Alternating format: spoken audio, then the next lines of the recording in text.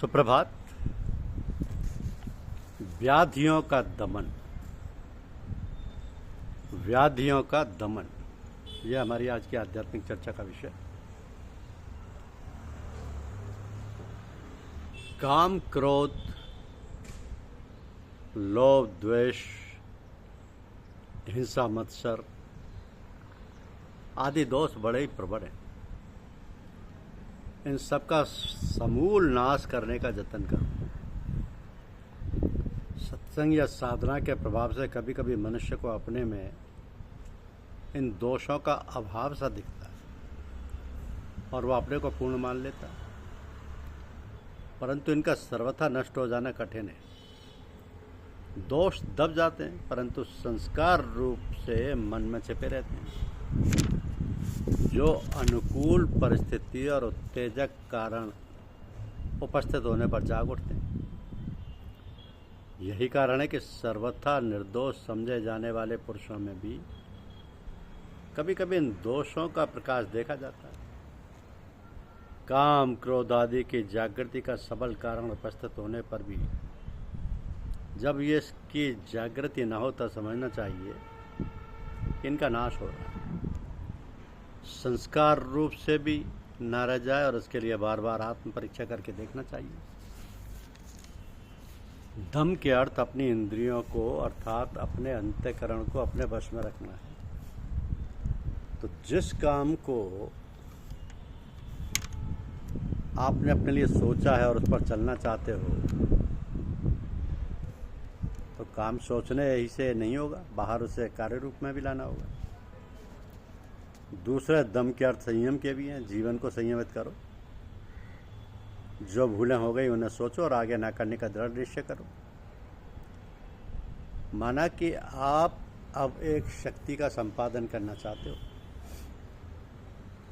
परंतु जिस पात्र में उसे रख रहे हो वो तो अनेक छिद्रों से पूर्ण है, इसलिए जब वह बाहर निकल जाती है, उसके छिद्रों को बंद करो। आपके अंतर में जो वृत्तियां हैं उन्हें ठीक रखो।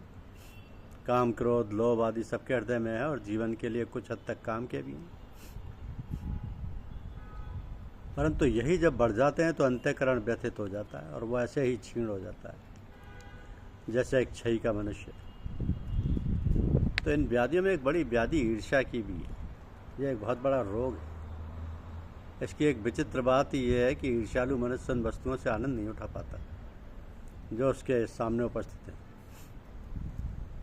वरन उन वस्तुओं से दुख उठाता रहता है जो दूसरों के पास है। अब कैसा भयानक रोग है। इसके चक्कर में पड़कर कभी सच्चे सुख की प्राप्ति हो ही नहीं सकती। उसे शांति का समय तो मिलता नहीं, बार बार अपने समय को दूसरों के अहित में ही खोया करता है। इसलिए अपने मन को इन सबसे अलग रखने का प्रयत्न आवश्यक है। लोग ईर्ष्या से बचने के लिए बहुत से उपाय बतलाते हैं।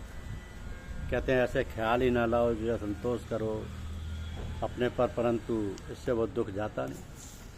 कभी कभी भगवान के ध्यान में भी यह पिशाचिनी पकड़ लेती है और साधक का हरिस्मरण का सुंदर समय नरक की यातना में बदल जाता है। यही नहीं कि यह निर्धन को सताती हो, ये तो बड़े बड़ों को भी सता डालती है। बड़े बड़े पंडितों और आचार्यों को कभी कभी ऐसा नीचे गिरा देती है कि जीवन को उठाना कठिन हो जाता है। ये ईर्ष्या अधिकतर वैभवशालियों और प्रतिष्ठावानों को और भी जलाती रहती है।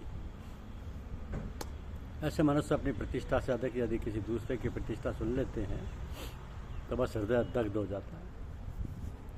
कहते हैं कि एक बार अरब देश के एक बादशाह ने अपने मंत्रियों से कहा कि ठीक बताओ, क्या आज दुनिया में मुझसे अधिक कोई प्रतिष्ठित पुरुष है? क्या मेरे से भी अधिक किसी का यश है? तो सब लोग कहने लगे जहाँ पर ना कोई नजर नहीं आता। परंतु एक व्यक्ति ने कहा, हाँ, फला शहर में एक हातिम नाम का मनुष्य रहता है, उसकी प्रशंसा सभी करते हैं। बादशाह का हृदय अंदर ही अंदर झुलस गया। उस समय तो वो चुप रह गया, पर आगे अपने गुप्तचरों से कहा कि यदि कोई हातिम को किसी प्रकार मार दे तो मैं बहुत सा इनाम दूँ। एक आदमी तैयार हुआ, वो हातिम के शहर में पहुंचा और एक आदमी के घर जिसको वो जानता नहीं था ठहर गया। तो एक दिन में उससे बड़ी मित्रता हो गई। जब देखा कि आदमी तो बड़ा ही उदार चित्त है, सबको सब प्रकार की सहायता करता है, तो सोचा कि इसी से अपने काम में सहायता लेनी चाहिए। एक दिन एकांत में उसने उससे कहा, मित्र, एक बड़े काम से मैं आपके शहर में आया हूँ। अरब के बादशाह ने कहा है कि जो कोई हातिम को मार कर आएगा उसको सबसे बढ़िया इनाम दूंगा। क्या आप मेरी इस काम में कुछ सहायता कर सकते? उसने कहा, मित्र, मैं आपकी सहायता अवश्य करूँगा। रात्रि आने तो तुम्हारा काम हो जाएगा। अर्धरात्रि हुई, वो मनुष्य एक बहुत तेज चलने वाला घोड़ा लाया और एक तलवार साथ लाया। मित्र को बुलाकर कहा, मित्र, ये तलवार लो, मेरा शीश काट लो, मैं ही हातिम हूँ, और ये तेज घोड़ा लेकर जल्दी से भाग जाओ, नहीं तो कोई पकड़ लेगा। इस समय सुनसान है, कोई भी देखेगा। उस मनुष्य के ऊपर छोड़ तलवार पैरों पर रखकर क्षमा मांगने लगा और लौटकर सवाल बादशाह को जा सुनाया। बादशाह चुप हो गया और मनी मन उनकी उदारता की सराहना करने लगा। इसलिए अपने मन को इन दूषित भावना से दूर रखो। ये काम किसी प्रकार नहीं होगा तो सत्संग से होगा, सत्पुरुषों के साथ से होगा। आप जानते हैं ईर्ष्या का काम हृदय को दग्ध करना ही है, परंतु ये दूसरों को नहीं जलाती, उसी को जलाती है जिसके हृदय में जन्म लेती है। निंदा और द्वेष भी इसी के पीछे जन्म ले लेते हैं। जब मनुष्य इसके फंदे में फंसता है तो निंदा और द्वेष इसके बड़े होकर इस कार्य में और भी सहायता देने लगते हैं। मनुष्य ये भी नहीं सोचता कि मैं पहले किस छोटी दशा में था, गुरु कृपा से कितना आगे निकल चुका हूँ। पहले मुझे कोई जानता भी नहीं था, परंतु उनकी कृपा से मेरी कितनी प्रतिष्ठा है, इस जीवन में कितनी प्रसन्नता ले, कितने अपने में आनंदित हो, परंतु वह ईर्ष्या और द्वेष से इन सुखों को भूल भावनाओं के घने दुख में फंस जाता है। तुम्हें एक जगह 5 रुपये मिले, बड़ी प्रसन्नता हुई, परंतु जो ही देखा कि दूसरे को 50 रुपये मिले, सारी प्रसन्नता हवा हुई। दुख ने हृदय दग्ध कर दिया। 5 रुपये की प्रसन्नता को बिना बात ही नष्ट कर दिया।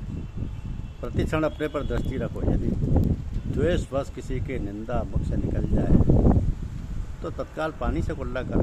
कई बार प्रभु का नाम लो जिससे अंतःकरण शुद्ध हो जाए।